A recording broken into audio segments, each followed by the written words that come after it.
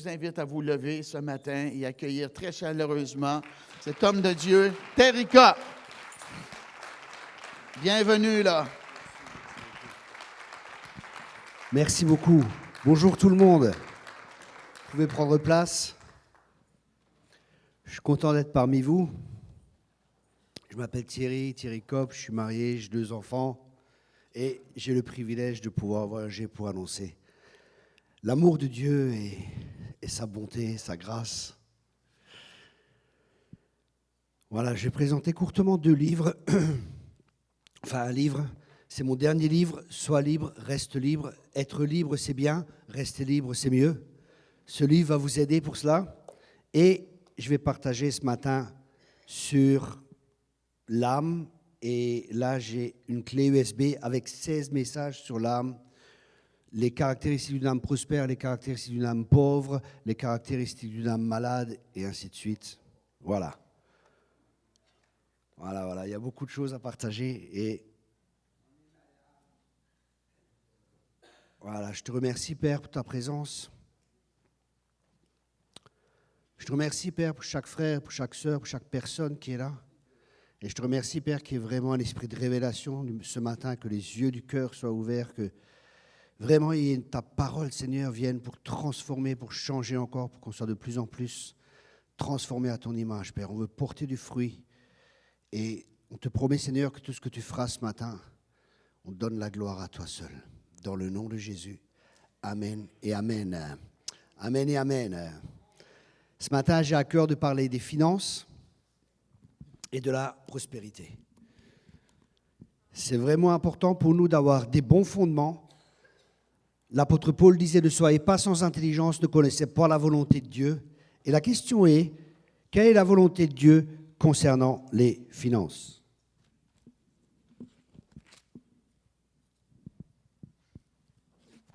Et la volonté de Dieu, elle est révélée dans sa parole.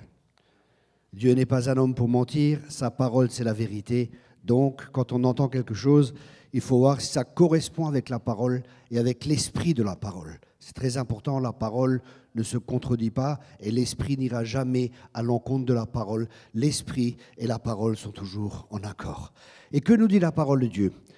Dans le 3e épître de Jean, l'apôtre Jean, dit au verset 2, « Bien-aimé, je souhaite que tu prospères à tous égards et sois en bonne santé comme prospère l'état de ton âme. » Ici, nous voyons l'apôtre Jean qui écrit cela, et il a écrit ça vers la fin de sa vie.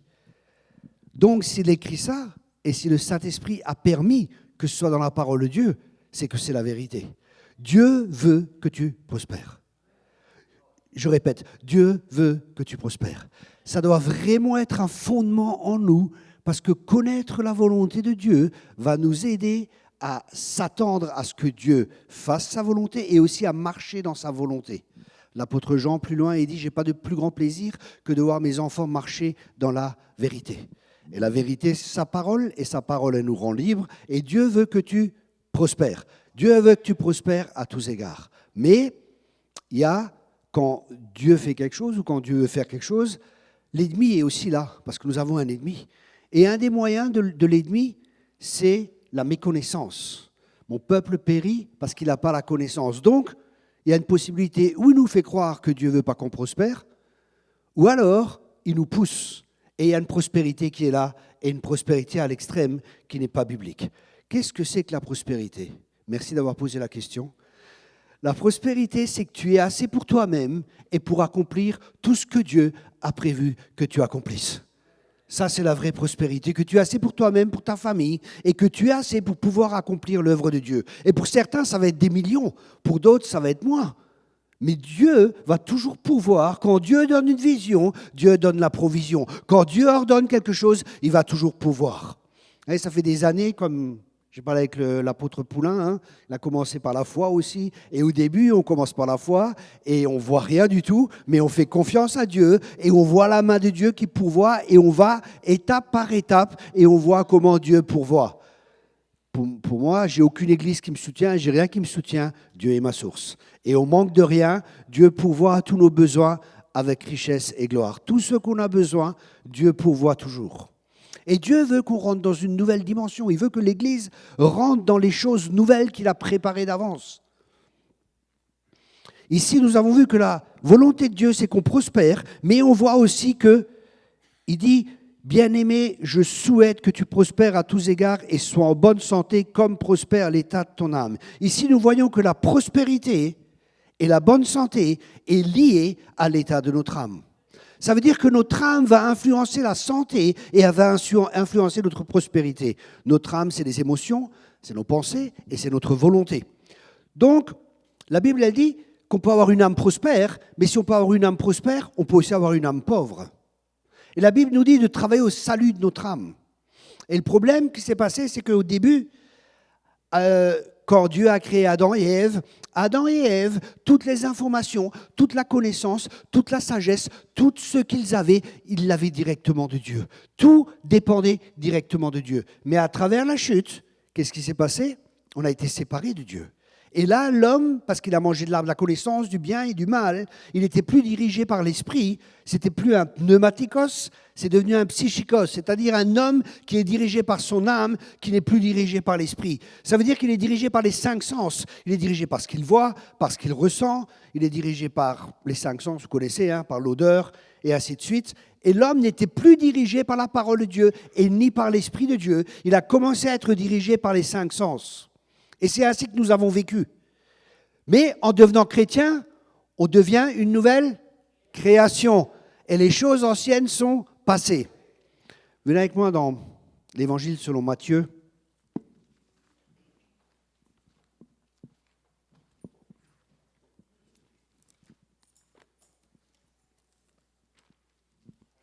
Dans Matthieu 6, au verset 24, Jésus dit « Nul ne peut servir 2 maîtres, car ou il haïra un et aimera l'autre, ou il s'attachera à l'un et méprisera l'autre. Vous ne pouvez pas servir Dieu et Mammon. » Et là, c'est important parce que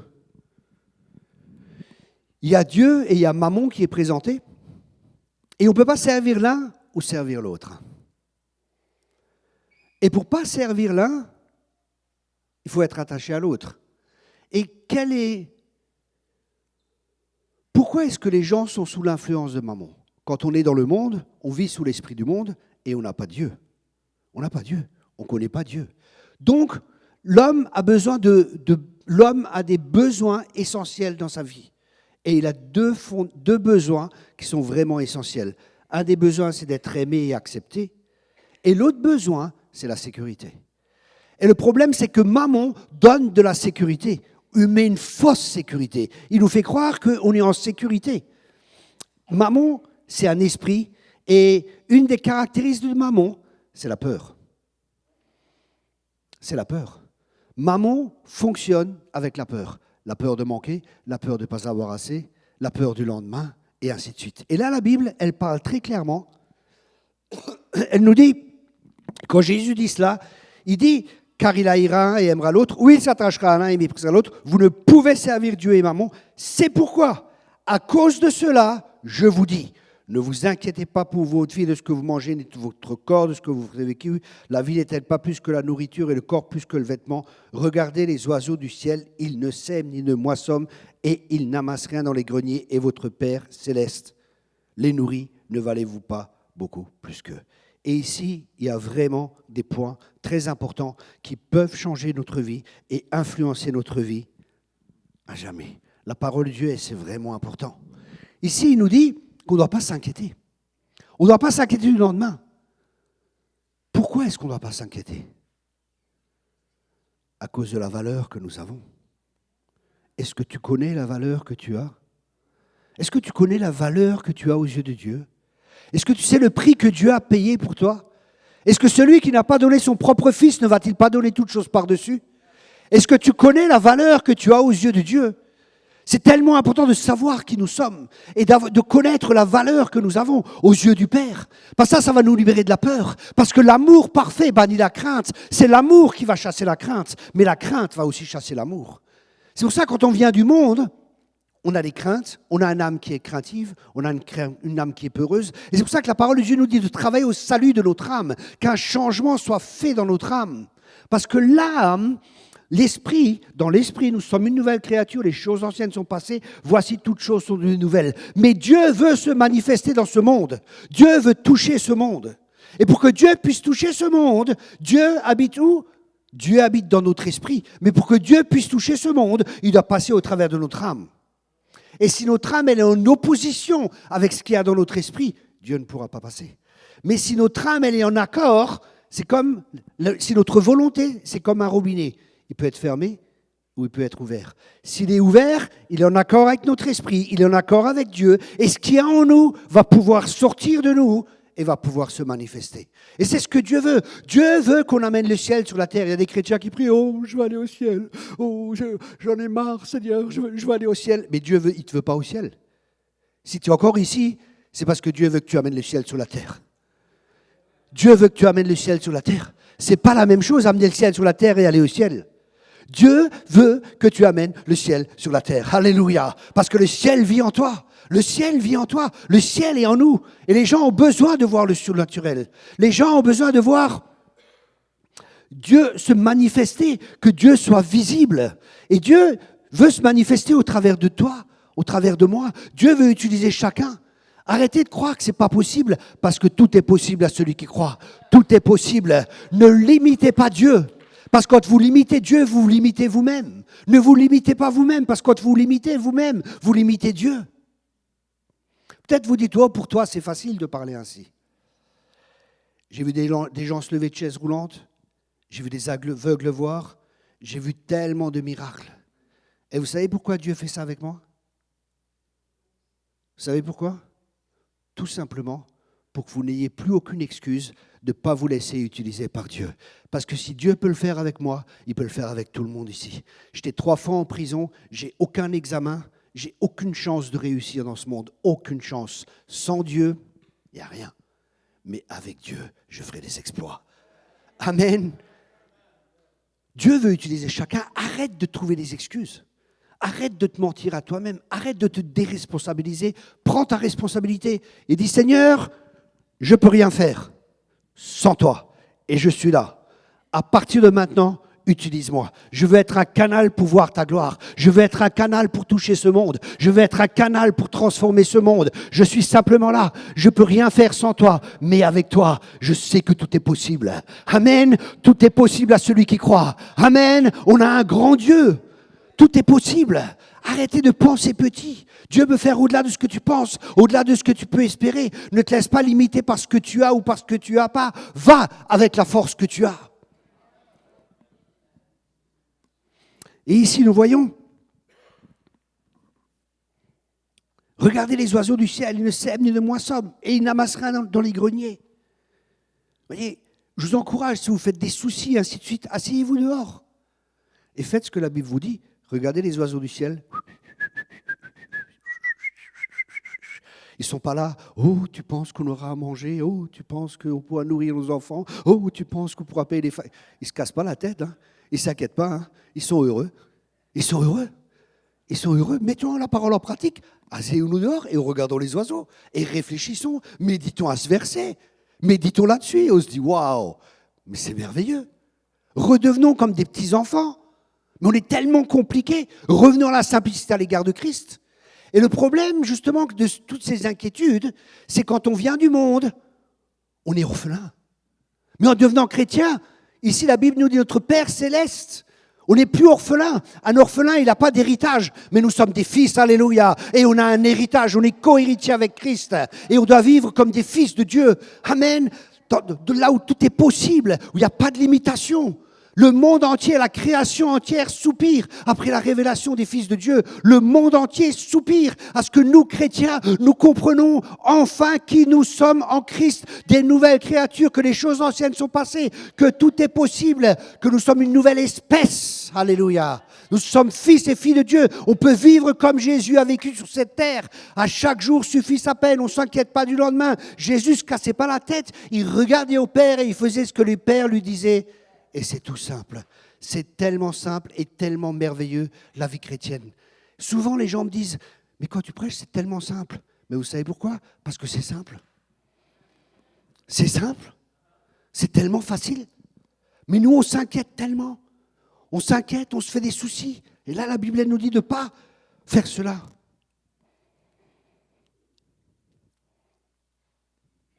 Qui de vous, par ses inquiétudes, peut ajouter une coudée à la durée de sa vie? Et pourquoi vous inquiétez-vous au sujet du maintenant? Considérez comment croissent les lits des champs. Ils ne travaillent ni ne filent.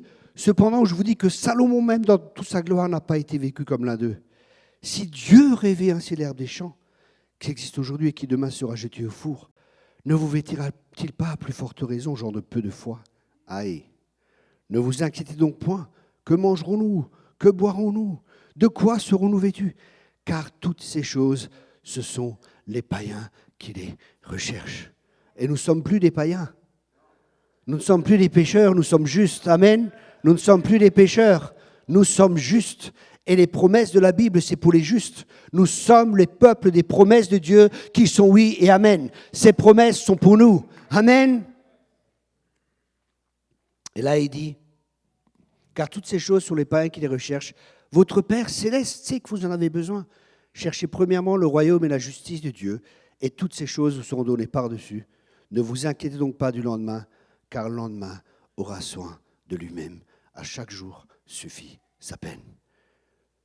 Des fois, je prie pour des gens et des gens viennent, ils sont malades ou il y a des problèmes, il y a telle difficulté, il y a ça dans leur vie. Et des fois, je vois que c'est les inquiétudes qui sont la cause ou la source des problèmes ou des maladies dans la vie des gens. C'est intéressant parce que ce que la Bible elle dit, je souhaite que tu prospères à tous égards et que tu sois en bonne santé. Ça a été écrit il y a je ne sais pas combien d'années. Les médecins aujourd'hui découvrent que beaucoup de maladies sont psychosomatiques, sont liées avec notre âme. C'est intéressant. Nous ne sommes pas créés pour vivre dans l'inquiétude. Nous ne sommes pas créés pour vivre dans les soucis. Nous sommes créés pour vivre dans la gloire de Dieu. Amen.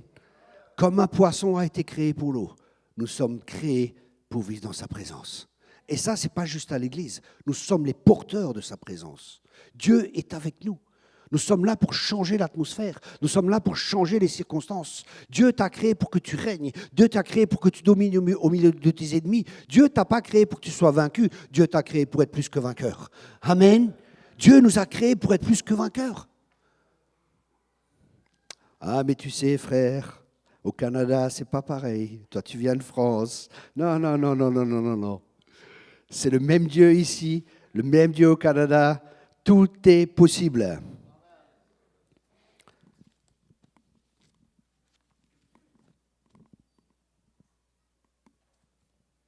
Maintenant, comment est-ce que Dieu veut qu'on prospère? Ça, c'est une très bonne question. Parce que ça ne tombe pas comme ça du ciel. Hein? Non? Ça tombait comme ça du ciel, tout le monde prospérait. Mais pourquoi certains prospèrent et certains ne prospèrent pas? Venez avec moi dans Matthieu 25. Et on voit, vous connaissez la parabole des talents. Hein?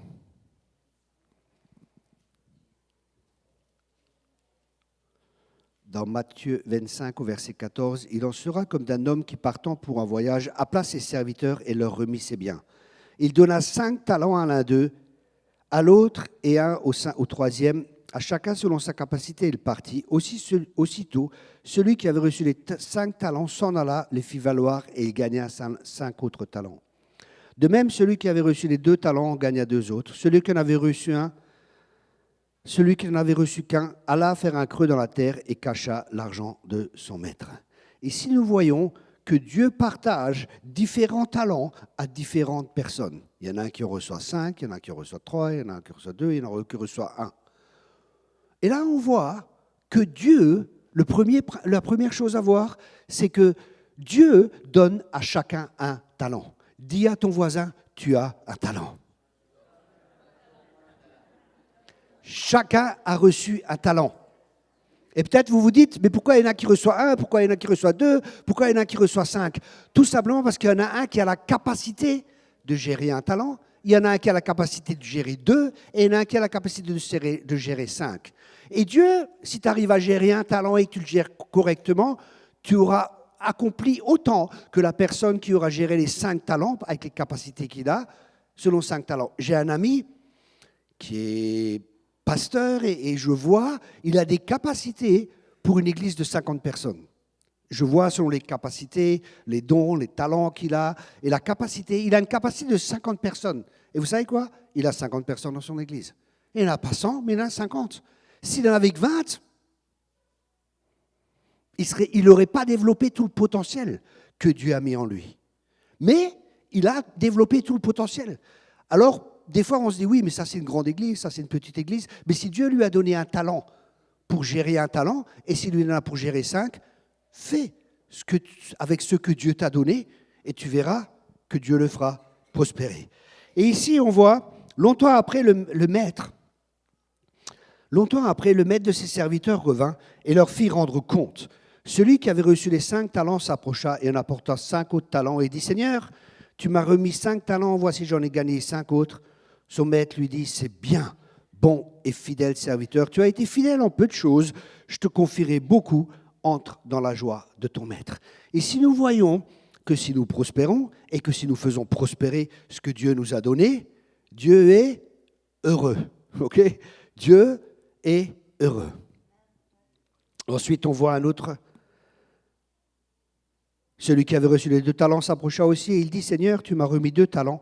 Voici, j'en ai gagné 2 autres. » Son maître lui dit, « C'est bien, bon et fidèle serviteur, tu as été fidèle en peu de choses, je te confierai beaucoup, entre dans la joie de ton maître. » Vous voyez, c'est exactement la même éloge pour celui qui avait 5 que pour celui qui avait 2. Parce que chacun a exploité le potentiel, les dons et les capacités que Dieu lui a donnés au maximum. Chacun a doublé ce qu'il avait reçu.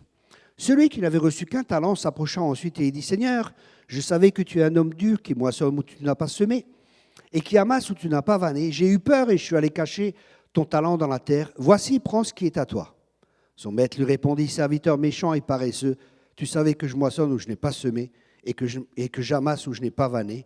Il fallait donc remettre mon argent au banquier et à mon retour, je retirerai ce qui est à moi avec un intérêt. Ôtez-lui donc le talent et donnez-le à celui qui a les 10 talents. Car on donnera à celui qui a et il sera dans l'abondance, mais à celui qui n'a pas, on ôtera même ce qu'il a. » Aïe, aïe. Ici, on voit... Je résume, Dieu donne à chacun des talents, Dieu donne à chacun des capacités, Dieu a investi en chacun de nous. Amen. Et Dieu veut qu'on le fasse fructifier. Ok? Dieu veut qu'on prospère.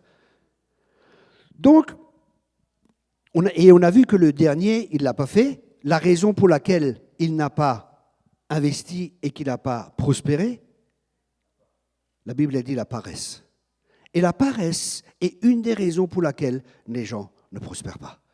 La paresse est une des raisons pour laquelle les gens ne prospèrent pas. Le paresseux, il ne rôtit pas son gibier, dit la Bible. Le paresseux, il dit qu'il y a un lion dehors. Le paresseux, il ne va pas se mettre à l'œuvre. Donc la paresse est contraire. Donc la première étape, ce qui est important pour nous de comprendre, c'est que Dieu veut que chacun a un don. Déjà, qu'on ait une compréhension, on a un don, on a un talent. Et ensuite, il faut découvrir ces dons et ces talents que nous avons. Chacun a un don, chacun a des talents. Et ce qui est important pour nous, c'est de découvrir les dons et les talents que nous avons. Par exemple, moi, au début de ma vie chrétienne, je bégayais. Et on me dit, tu vas prêcher. Je dis, ah, c'est pas possible. Et voilà. Et maintenant, je bégaye plus et je prêche. C'est un don que Dieu m'a donné. J'ai un nom de dos, on m'a dit, tu vas écrire des livres. Je dis, c'est pas possible. Je fais 15 fautes en une ligne. Mes correcteurs, ils sont tous chauves, ils se tirent les cheveux quand ils corrigent les livres. Il y a plein de fautes, et des fois, ils m'appellent, mais Thierry, mais qu'est-ce que tu voulais dire par ça? Bah ça et ça. Je voulais dire ça. Ah, ok. Il y a du boulot. Ils ont du boulot, mais quand même, je suis à mon 14e ou 15e livre. C'est des dons et des talents que Dieu m'a donnés. Et c'est à moi de les découvrir. Et après, une fois qu'ils sont découverts, c'est une bonne chose, mais ce n'est pas suffisant. On peut avoir des dons. Vous savez, il y a des gens, ils ont des dons, ils savent jouer au piano, mais ce n'est pas pour ça qu'ils sont des professionnels. Il y a des gens qui savent jouer au soccer, comme vous dites ici, ou au football américain, ici et ça. Ils ont des capacités physiques et ainsi de suite. Ils savent jouer, mais ce n'est pas pour ça que c'est des professionnels. Comment est-ce qu'on passe d'une personne qui a des dons et des capacités et on devient un professionnel? En s'entraînant, en allant plus loin. Vous savez, j'ai eu beaucoup de prophéties. Tu vas ouvrir des écoles bibliques, tu vas faire ceci, tu vas faire cela, tu vas faire cela. Et là, je me suis assis, j'ai dit, Alléluia, Dieu va tout faire. Et j'étais comme un musulman, Inch'Allah, Dieu va faire. Non, non, on est des chrétiens, on n'est pas des musulmans. Dieu fera, si toi tu fais ta part, Dieu fera la sienne. Si nous faisons notre part, Dieu fera la sienne. Et beaucoup de chrétiens, ils sont là, je vois, enfin en France, je vois beaucoup de chrétiens, ils sont là, mais Dieu va faire, et j'ai une prophétie, et un jour Dieu va faire, et un jour Dieu va faire. Ou alors ils disent, oui, c'est un faux prophète, ça ne s'est pas réalisé. C'est normal, la prophétie était conditionnelle. Tu avais ta part à faire. Et parce que tu ne fais pas ta part, Dieu ne peut pas faire la sienne. Mais si nous faisons notre part, Dieu fera la sienne. Amen. Faisons, allons avec la force que nous avons, faisons ce que nous avons à faire, et Dieu bénira, Dieu fera ce qu'il a à faire. Ensuite, donc de reconnaître les dons et les talents, ensuite les utiliser, les faire fructifier. Et ça signifie simplement être gestionnaire. La Bible parle beaucoup de gestion. Jésus parle énormément de la gestion. Et ça revient au premier mandat que nous avons reçu dans Genèse. Qu'est-ce qu'il dit, Genèse 1 ?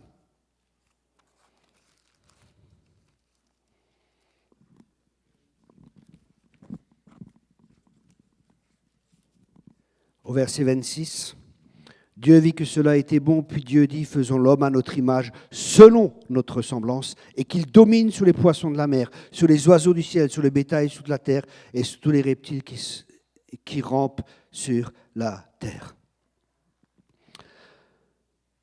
Dieu créa l'homme à son image, il le créa à l'image de Dieu, il créa l'homme et la femme. Dieu les bénit. Et Dieu leur dit, soyez féconds, multipliez, remplissez la terre et l'assujettissez, et dominez sur les poissons du ciel, sur les poissons de la mer, sur les oiseaux du ciel, et sur tout animal qui se meut sur la terre. Ici, nous voyons le premier mandat, le mandat que Dieu donne. Dieu a placé l'homme dans le jardin d'Éden. Jardin d'Éden, le mot Éden, c'est un jardin de délices. Et qu'est-ce que Dieu dit ? Il dit, tu as l'autorité. Dans cette sphère, je te donne l'autorité, je te donne le mandat de régner, je te donne le mandat de dominer, je te donne le mandat de te multiplier, je te donne le mandat de croître, de faire pousser toutes ces choses. Tout ce que Dieu fait, il l'a créé pour que ça pousse et pour que ça se multiplie. Tout ce que Dieu fait, il l'a créé pour que ça croisse et pour que ça multiplie. Ça, c'est important, c'est un principe, c'est une loi. C'est important pour nous de comprendre ça. Tout ce que Dieu a créé. C'est-à-dire, quand Dieu t'a créé, il t'a créé pour que tu croisses et pour que tu multiplies. Et pour que tu règnes, pour que tu domines. Et c'est pour ça que Dieu nous bénit. Quand Dieu bénit, ça veut dire qu'il proclame quelque chose sur nous, des bonnes choses. Et dans cette bénédiction, il y a la capacité pour pouvoir accomplir ce que Dieu veut que nous accomplissions. Ça veut dire que quand Dieu a béni, il a donné la capacité de se reproduire, il a donné la capacité de régner, il a donné la capacité de se multiplier, il a donné toutes les capacités, tout le potentiel est là. Ok ? Et il dit multipliez-vous. Et c'est intéressant parce que en tant que nouvelle création, le même mandat est de nouveau là. Multipliez-vous. Matthieu 28. Allez de par toutes les nations et faites des disciples. C'est-à-dire, nous sommes devenus des disciples et nous faisons des disciples, nous nous multiplions à nouveau. C'est le même processus, mais nous multiplions quoi ? Nous multiplions la nouvelle créature que nous sommes devenus. La nouvelle créature en Christ que nous sommes devenus, nous la multiplions. Ça veut dire nous nous reproduisons. Et comment ça se passe ? Comme ça s'est passé pour nous. La foi, comment est-ce qu'on est devenu une nouvelle créature ? On est né d'une semence incorruptible, la parole de Dieu. On a entendu la parole de Dieu, on a entendu le message. C'est rentré dans notre cœur qui est un terrain. Cette semence est rentrée en nous, on a cru cela. Dieu a arrosé, il a vivifié sa parole par le Saint-Esprit. C'est pour ça qu'on est né d'eau, de la parole et de l'Esprit de Dieu. Et on devient une nouvelle créature. Et nous, la même chose, quand on annonce l'Évangile, quand on propage la bonne parole, qu'est-ce qui se passe ? On sème, il y a des bons terrains, il y a d'autres terrains qui sont moins bons, mais on continue à semer, on ne regarde pas. On sème, et c'est Dieu qui fait croître. Amen. Et la parole ne revient pas sans avoir accompli ce pourquoi Dieu l'a envoyé. Et c'est tellement important pour nous de semer. Mais souvent les gens, vous imaginez les paysans, ils sont là. Ah, mais peut-être je vais semer aujourd'hui, peut-être je ne vais pas semer. Ah, peut-être je vais semer dans cette terre, peut-être je ne vais pas semer là, peut-être je vais, peut-être... Non, il sème et il s'attend à la récolte. Semons. La moisson est grande. La moisson est grande, mais il y a peu d'ouvriers. Vous savez, les gens sont prêts à entendre l'évangile. Les gens sont prêts à recevoir Jésus-Christ. Mais des fois, l'ennemi nous fait croire, non mais c'est difficile ici, tu ne connais pas la mentalité, tu ne sais pas ceci, tu ne sais pas cela. Arrêtez toutes vos excuses, je ne vous crois pas. Quand je vais dans une nation ou quelque part, et les gens me disent, tu sais, ici c'est difficile, ici c'est ceci, c'est impossible. Dieu est plus grand que n'importe quel problème. L'onction, elle brise n'importe quel joug. C'est impossible. J'étais à la Côte d'Azur, les gens me disaient, mais tu sais, ici c'est difficile, les gens ils ne sont pas ouverts à l'évangile, les gens ceci, les gens cela. Je dis, ok, on va aller dans la rue. Et je viens avec moi. Puis je voulais donner à chaque fois, les gens venaient avec moi. À chaque fois, je voulais donner un traité et les gens refusaient. Ils me disaient, tu vois, t'as vu. J'ai dit, purée, ils ont un ministère de découragement, ces gens-là. Et ils n'arrêtaient pas. Mais je suis alsacien et j'ai la tête dure. Je continue. Et au bout d'un moment, paf, une femme, voilà, chrétien, Jésus vous aime, ici et ça. La femme se met à pleurer. Oh, j'étais chrétien, je suis tombé dans le péché, ici et ça. Et je veux revenir au Seigneur. La femme revient au Seigneur. Et à ce moment-là, c'est comme s'il y avait une percée dans le monde spirituel. Pouf, les gens commençaient à recevoir et il y a quelque chose qui se passait. Des fois, si nous voulons voir, il faut persévérer. Percez et vous verrez. N'abandonnez jamais. C'est un combat, c'est un bon combat, c'est le combat de la foi. Amen. Persévérons et on verra que la percée se fera. Vous savez, c'est pas. Des fois, les gens ils s'attendent. Des fois, on est dans un monde micro-ondes et on s'attend. Vous savez, comme on arrive quelque part. Bonjour. Qu'est-ce que vous voulez? 2 hamburgers, un Coca-Cola et une frite. Merci, tac, tac. Et on arrive plus loin, et paf, et c'est là. Et des fois, on s'attend, la prière, c'est touc, touc, touc. Pareil, on met une pièce dans un truc et ça descend tout de suite. Non, c'est pas la patience et pas la persévérance qu'on obtient les promesses de Dieu. Amen. Soyez patients et soyez persévérants. Ce que Dieu a promis, ce que sa bouche dit, ça va l'accomplir. Amen. Restez fermes dans ce que nous confessons, dans ce que nous professons. Ça veut dire, prenons la parole de Dieu, confessons la parole de Dieu et restons fermes dans cela, parce que c'est un combat. L'ennemi ne veut pas qu'on perce. Mais Dieu veut que tu prospères. Continue à proclamer la prospérité, continue à proclamer la santé, continue à proclamer les promesses de Dieu. Je me rappelle un jour, j'étais sur... j'ai peint chez moi à la maison et je monte sur une échelle. Et je ne suis pas du tout manuel, je ne monte jamais sur une échelle. Alors la première fois, je monte dessus, l'échelle glisse, je dis purée, c'est pas possible. Cette échelle, elle glisse et je la remets. Je ne savais pas qu'il fallait la bloquer. Et je monte en haut à 3-4 mètres et l'échelle, et là j'ai volé. Alléluia, j'ai volé. Et je me suis retrouvé par terre. J'avais mal au dos. Pendant 6 mois, j'avais mal au dos. Je suis allé voir le médecin, radio, bon, il n'y a rien de cassé, mais j'avais vraiment, vraiment mal au dos. Quand je me levais, je me tournais comme ça, je mettais les mains par terre et je sortais du lit le matin. Pendant 6 mois. Et tous les jours, je disais, par ces meurtrissures, je suis guéri. Par ces meurtrissures, je suis guéri. Par ces meurtrissures, je suis guéri. 6 mois. Aujourd'hui, vous voyez, il n'y a plus rien. Plus de séquelles, plus rien. Complètement guéri. C'est un combat. Faites confiance à Dieu. Même si vous ne le voyez pas tout de suite, faites confiance à Dieu. Persévérez. Proclamez, alignez-vous avec lui. Proclamer signifie dire la même chose que ce que Dieu dit. C'est dire la même chose que ce que Dieu dit. Et si Dieu dit que je vais prospérer, je vais prospérer. Je vais prospérer. Sois ton propre prophète. Prophétise sur toi-même. Moi, je prophétise sous le ministère. Seigneur, je te remercie. Des millions de gens vont se convertir. Je te remercie, Seigneur, que des portes vont s'ouvrir. Je prophétise, je proclame les choses qui ne sont pas comme si elles étaient. C'est ainsi qu'on peut régner. C'est ainsi qu'on peut changer les choses. Parce que Dieu nous a créés à son image. Comment est-ce que... Vous savez, le problème qu'il y a eu avec Adam et avec... Pourquoi le chaos est venu? Pourquoi le chaos est venu au début?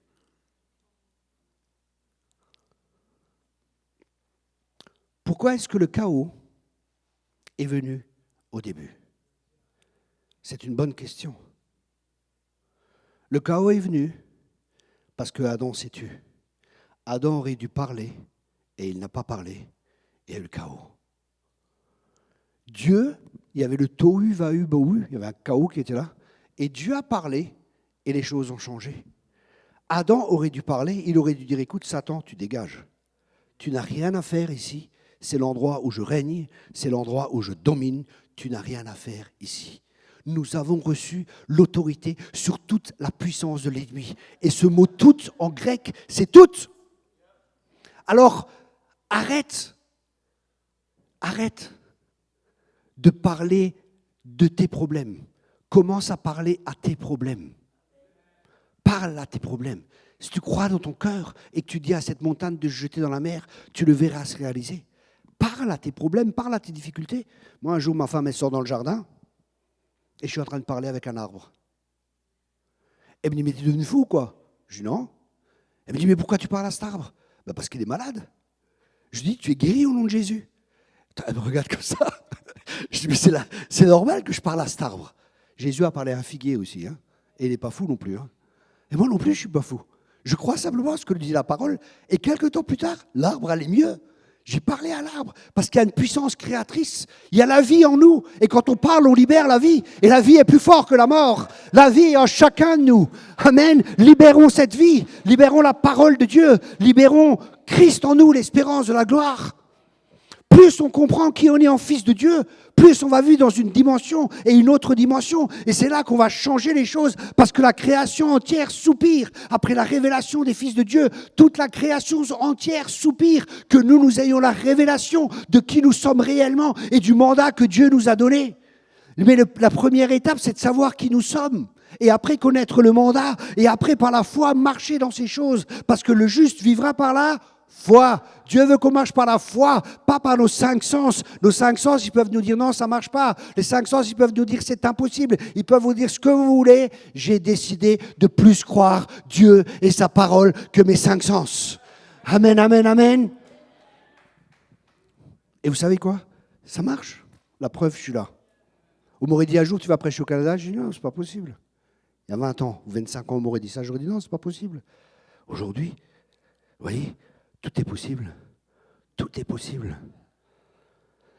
Donc, nous sommes gestionnaires de notre vie. La maturité vient de la gestion des personnes et des biens. La maturité vient de la gestion que nous faisons des personnes et des biens que Dieu nous a confiés. Et la première personne que Dieu nous a confiée, c'est nous-mêmes. Nous sommes responsables. Ça, c'est vraiment tellement important. Je ne sais pas comment c'est au Canada, mais en France, je vois beaucoup de gens qui ont une mentalité de victime. Mais tu ne comprends pas. Ce n'est pas ma faute. C'est la faute à ma grand-mère, c'est la faute au pasteur, c'est la faute aux Canaries, c'est la faute à ceci, c'est la faute à cela. Ils trouvent toujours des excuses comme Adam. Adam n'a pas pris la responsabilité de sa vie. Écoutez bien cela. Adam n'a pas pris la responsabilité de sa vie. Le chaos est venu. Adam n'a pas pris la responsabilité de ses péchés. Si on pêche, prenons la responsabilité. Seigneur, c'est vrai, j'ai péché, je viens devant toi et je te demande pardon et je te remercie que ton sang me lave et que ton sang me purifie. Sois responsable de tes réussites, mais sois aussi responsable de tes échecs. Parce que si nous ne sommes pas responsables, notre vie ne changera pas. Notre vie change uniquement quand on prend la responsabilité de notre vie.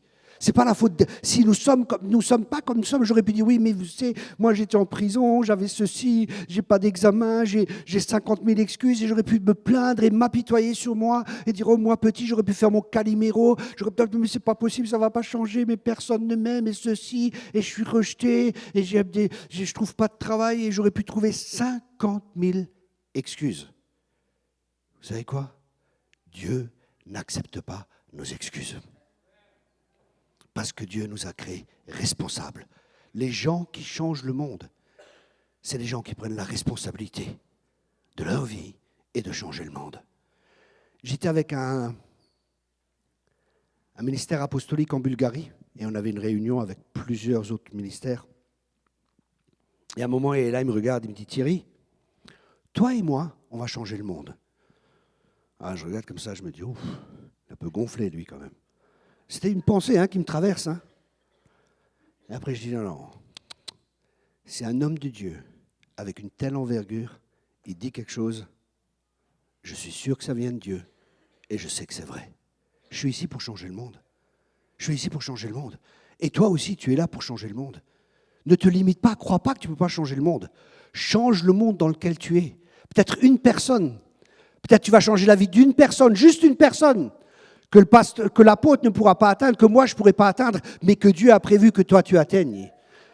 Vas-y, va là où tu es, témoigne, pêche, amène la gloire de Dieu là où tu es. C'est peut-être juste une personne qui va être changée. Mais cette personne, ça peut être un Reinhard Bonnke. Cette personne, ça peut être... Vous savez, Jésus l'a fait à détour pour une personne. Un puits, une personne qui était rejetée, qui n'était pas acceptée. Et cette femme a été touchée par Dieu. Et elle est partie. Et un réveil est venu dans la ville. Vous savez, les gens qui m'ont évangélisé, ils auraient pu se dire, oh, celui-là, il ne va pas se convertir. Ah, celui-là, c'est impossible. Non, celui-là, il ne se convertira jamais.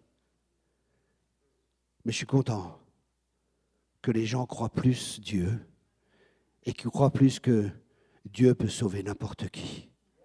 Si la personne le veut, Dieu peut sauver n'importe qui. N'importe qui. N'importe qui. Moi, je crois réellement que Dieu peut sauver n'importe qui et il peut changer la vie de n'importe qui. Le message, vous savez, j'étais commercial.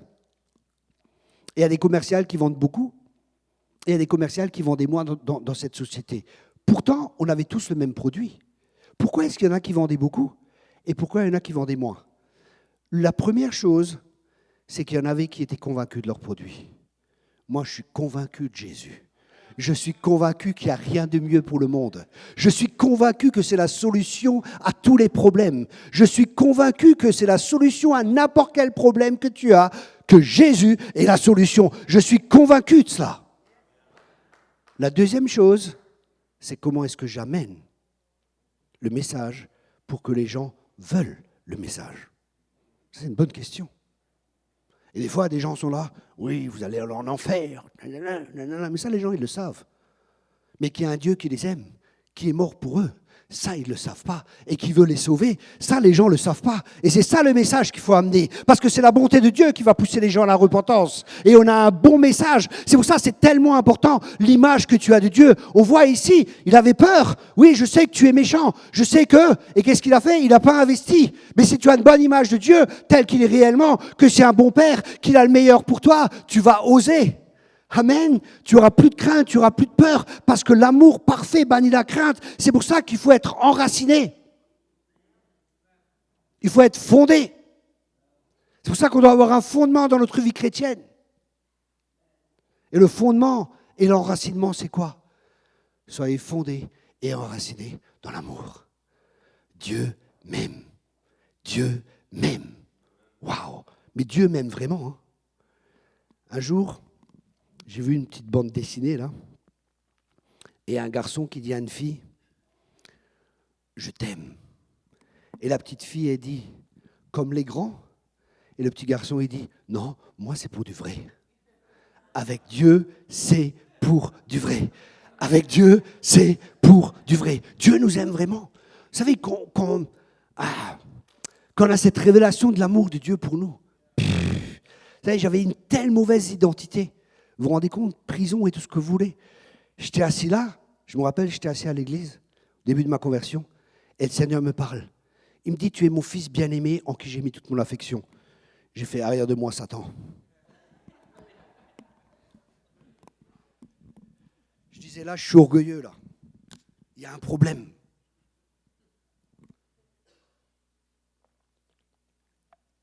Et je suis content qu'il y a des prédicateurs qui sont remplis du Saint-Esprit et qui se laissent conduire par le Saint-Esprit. Il s'arrête devant moi, il me dit, tu es son fils bien-aimé en qui il a mis toute son affection.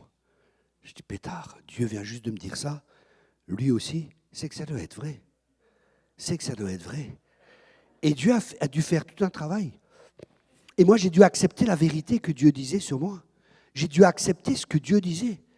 J'ai dû non seulement accepter, mais j'ai aussi dû rejeter. J'ai dû me dévêtir pour pouvoir me revêtir. J'ai dû me dévêtir du vieil homme pour revêtir l'homme nouveau.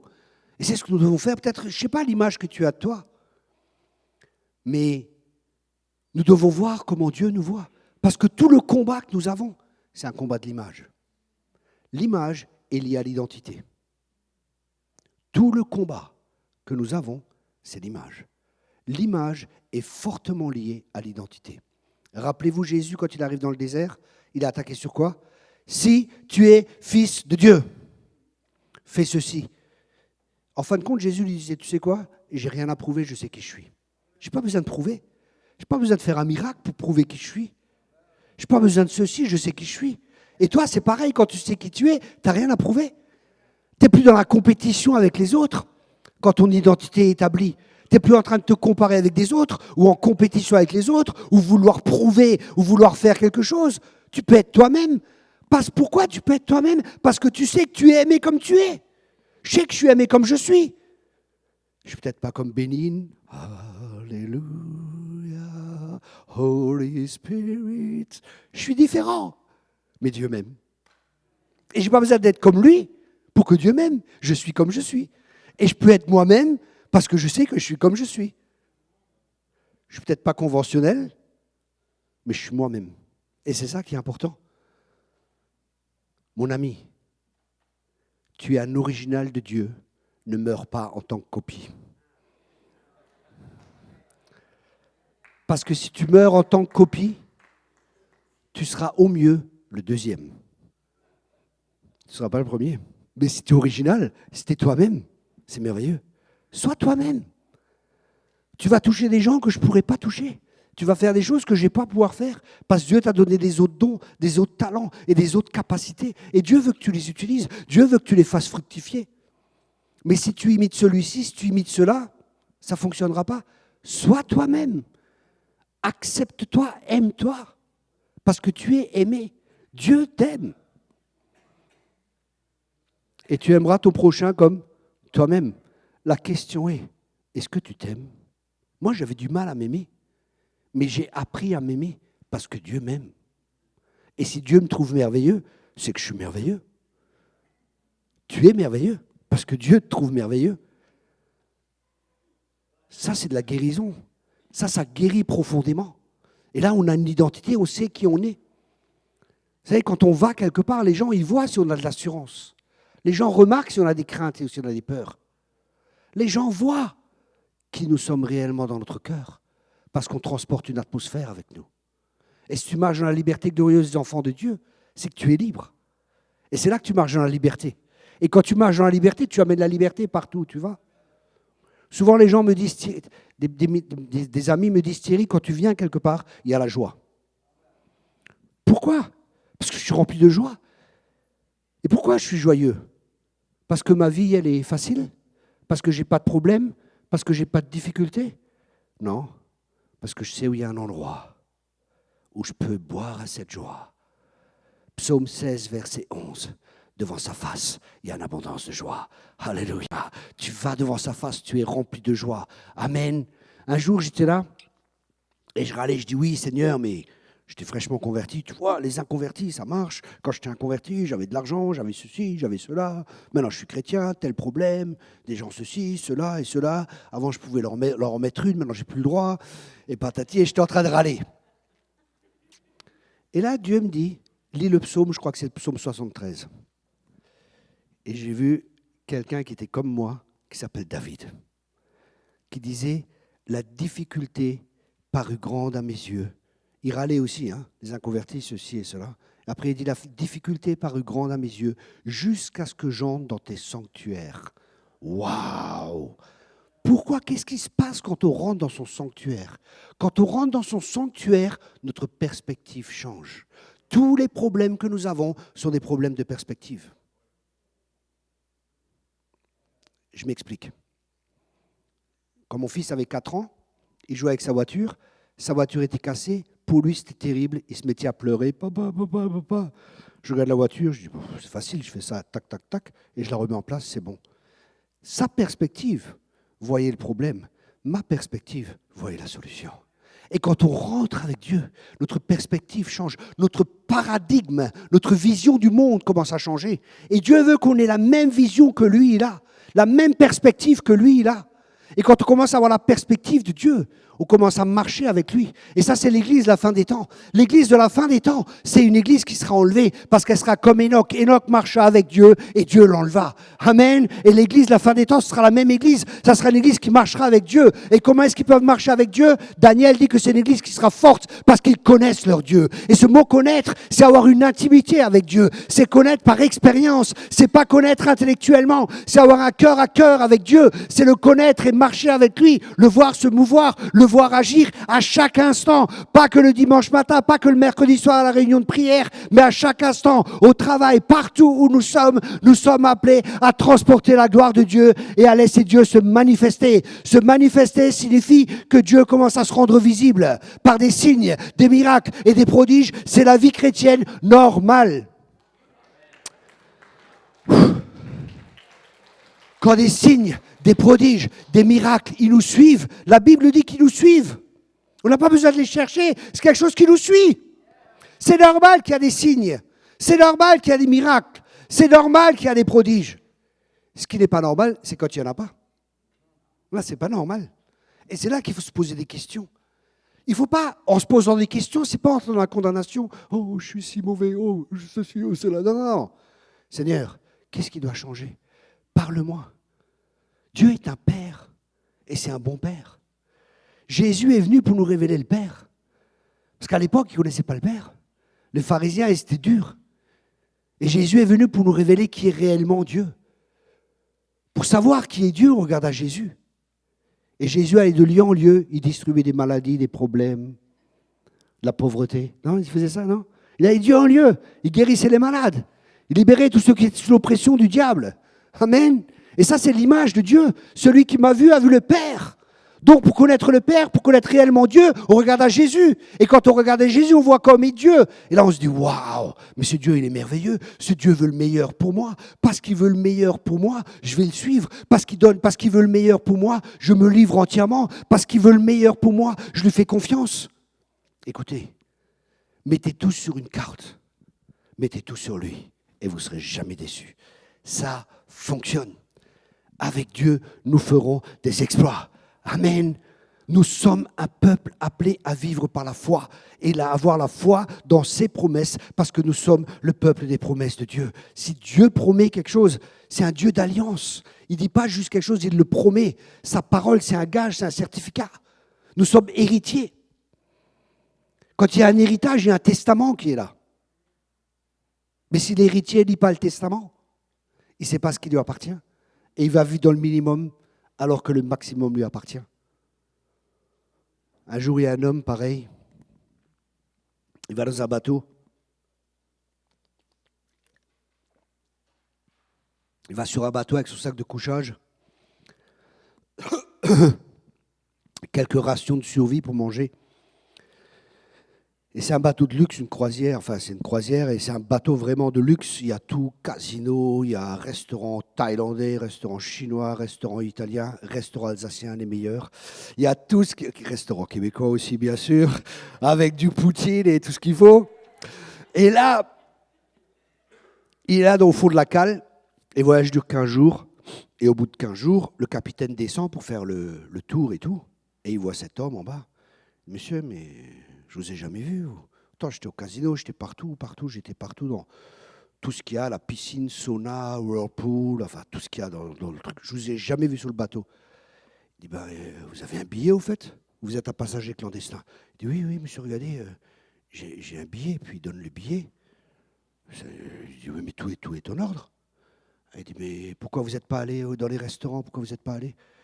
J'ai que le billet à ce prix-là. Il dit, mais monsieur, mais tout est inclus. Chez nous aussi, tout est inclus.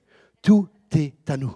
Tout ce qui est à lui est à moi. Le Père, il a dit, tout ce qui est à moi est à toi. Tout ce qui est à moi est à toi. Tout ce qui est à lui est à nous. Emparons-nous-en par la foi. Ça nous appartient. Amen. On marche par la foi. Approprions-nous des promesses de Dieu qui sont oui. Amen. Ensuite, entraîner, travailler dur. Et après, nous fixer des priorités aussi. Ma priorité, J'aime bien voyager, j'aime bien faire tout ça. Hein. Mais ma priorité, c'est ma famille. C'est Dieu, ma famille. Et mon autre priorité, c'est de faire des disciples. Parce que je peux prêcher dans plein d'églises, comme aujourd'hui là. Et c'est bien, j'encourage et ainsi de suite. Mais mon but, c'est de me multiplier. Mon but, c'est que des ouvriers soient formés et envoyés dans la moisson. Parce que ça, prêcher tout ça dans les églises, c'est bien. Vous avez besoin d'encouragement, besoin de prophétique, besoin de ceci, besoin de tout ça. Tout ça, c'est bien. Mais je veux laisser un héritage. Je veux avoir des fils et des filles. Je veux lever des disciples. Et c'est ce que Dieu demande. Dieu nous dit, allez par toutes les nations et faites des disciples. Ça veut dire des gens qui font le boulot. Des gens qui savent faire de la relation d'aide. Des gens qui savent comment chasser les démons. Des gens qui savent guérir les malades. Des gens qui puissent annoncer la parole. Des gens qui puissent témoigner. Et ça, c'est ce que l'Esprit dit à l'Église de nos jours. Allez et faites des disciples. Revenez au premier mandat que je vous ai donné. Mais on a fait trop de consommateurs. Dans beaucoup d'églises, il y a deux camps. Il y a un camp de consommateurs et un camp de gens qui vont toujours donner. Ça veut dire qu'il y a des gens qui se préparent. Ils se préparent pour donner et les autres, ils se préparent pour recevoir. Ou des fois, même pas, ils se préparent même pas pour recevoir. Mais la Bible a dit, quand vous rassemblez, que chacun ait quelque chose. C'est normal que chacun prophétise. C'est normal que chacun ait quelque chose. C'est normal que chacun ait des dons, que chacun ait des talents. Et ça, c'est de notre faute en tant que ministère. Parce qu'on faisait tout le boulot. Et des fois, pour ma part, et on n'équipe pas. Jusqu'à ce que Dieu m'a parlé, il m'a dit, Thierry, fais des disciples. Je dis, Seigneur, mais je fais déjà des disciples. Mais si Dieu me dit ça, c'est que certainement il y a quelque chose qui cloche. Et ce n'est pas chez Dieu. Dieu ne se trompe pas. Hein. Donc j'ai dû me poser la question à moi. Et je me posais la question, waouh. Et j'ai dû commencer à chercher ce qu'est vraiment un disciple dans la Bible. Un disciple, celui-là qui fait les mêmes choses que Christ, et encore des plus grandes. Tout disciple accompli sera comme le maître. C'est là que je me suis dit, waouh. C'est-à-dire que je dois former les gens. Tout ce que tu m'as donné, je vais le transmettre. Et plus encore, pour qu'ils puissent aller plus loin que moi. Amen. Et ça, c'est la volonté de Dieu. Que les gens aillent plus loin que nous. Et dernièrement, Dieu m'a parlé. Parce que je prie depuis des années sur ça. Seigneur, enseigne-moi plus. Et je fais des écoles de disciples. J'ai l'école de disciples aussi par correspondance. Mais c'est moins efficace. Mais quand même, c'est déjà bien. Mais c'est plus efficace comme ça, parce que c'est ce que tu as entendu et vu de moi, disait l'apôtre Paul. Ce n'est pas juste ce que tu as entendu. Notre vie doit parler plus, notre vie doit être le message. C'est pour ça que c'est tellement important. Où sont nos fils, où sont nos filles? C'est la question qu'on doit se poser en tant que personne, en tant que chrétien. Où c'est que nous avons bâti dans la vie des autres? Parce que c'est le temps de bâtir, c'est le temps de construire dans la vie des autres. Et chacun est capable. Chacun est un disciple. Amen. Chacun est un disciple. J'ai tellement de choses à dire sur le disciple-là, mais le temps est compté. Le temps est compté.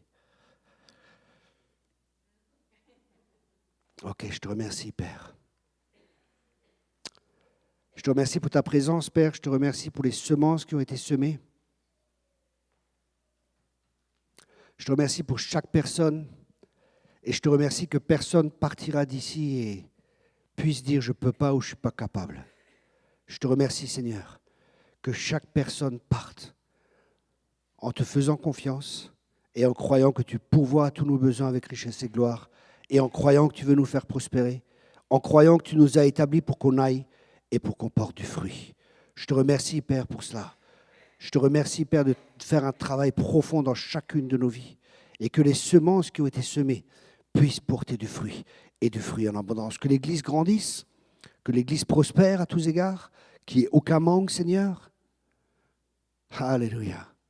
Alléluia. Alléluia. Alléluia. C'est marrant parce que pour l'Église, j'ai comme une vision devant moi avec le prophète qui dit à la veuve qu'elle devait amener les jarres. Et tant que la jarre était amenée, Dieu remplissait. Et je crois que Dieu vous dit, tant que vous vous occupez des inconvertis, Dieu va remplir. Tant que vous vous occupez des inconvertis, tant que vous vous occupez des perdus, Dieu va remplir. L'huile ne manquera jamais dans cette maison. L'huile ne manquera jamais dans cette maison. L'huile ne manquera jamais dans cette maison. L'huile ne manquera jamais dans cette maison. Tant que vous allez pécher. Parce que Dieu t'a donné un filet, mon frère. Et le filet va grandir. Il va te donner encore plus d'ouvriers. Et le filet va grandir. Et je vois un filet. Et vous allez de plus en plus à tenir ce filet et à jeter ce filet. Parce que la moisson est prête. La moisson est prête. Dieu va te donner des ouvriers. Dieu va t'envoyer des ouvriers. Et vous allez pécher à sa parole et les filets vont être remplis. Alléluia, alléluia. Merci Seigneur, merci Seigneur. Merci Seigneur. Amen, amen, amen.